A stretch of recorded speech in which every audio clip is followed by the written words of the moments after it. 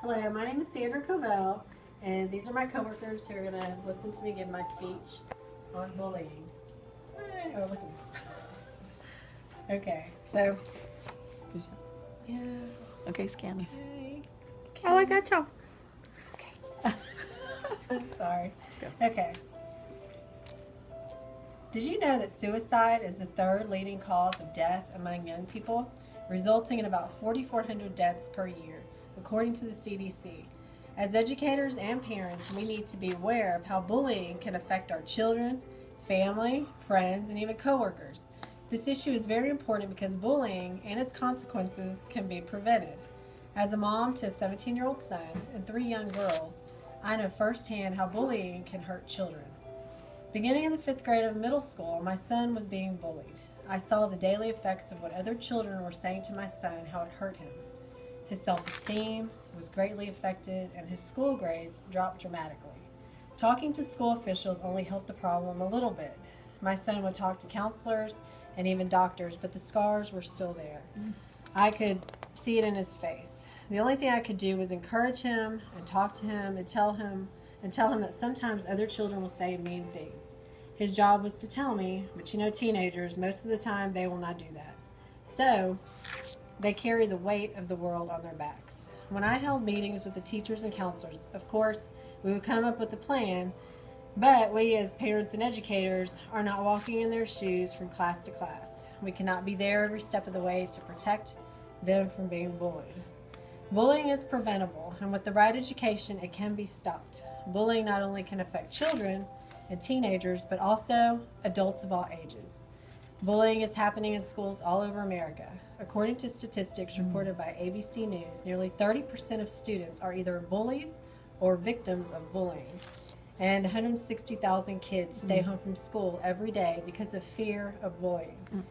Parents can intervene by going to the school where their child is having problems and talking to school officials, but often this does not work. The child doing the bullying may retaliate, and it may become worse for the child.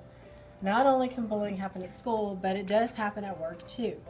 Co-workers and bosses can be the ones bullying another worker, such as the boss needing to feel that they are in control, so they may put their employee down, belittle them to try to get their point across.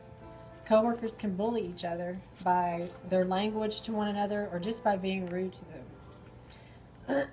Researchers have documented significant consequences of being bullied at work, such as sleeplessness, ulcers, severe mood swings, anxiety, panic attacks, clinical depression, migraine headaches, relapse of previously controlled addictions, and even post-traumatic stress disorder, as stated by Joyce Russell in her article, How to Recognize and Deal with Bullying at Work. Bullying is still a problem in our schools and workplace all over the world, and it can really happen anywhere you are at. It is taught in schools that bullying is wrong, and the phrase "no place for hate" is being used a lot. Some schools have a no bullying tolerance.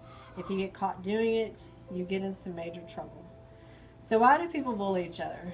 For power, to make themselves feel better. They have to put another person down. Control, meanness, degrading, belittling are all of the words that come to mind when you discuss bullying. Would you bully someone? What do you gain out of it? I would like to tell you that bullying can cause someone to feel so bad about themselves that they become depressed and suicidal. Many people take their own lives because of others bullying them. Bullying is real, and we have to educate each other to stop this from happening. My solution would be to have more lectures and guest speakers going to the schools and workplaces more often, showing real-life videos of the effects of bullying, having real people tell their stories about what bullying did to them and the pain it caused them. Believe it or not, bullying begins in preschool.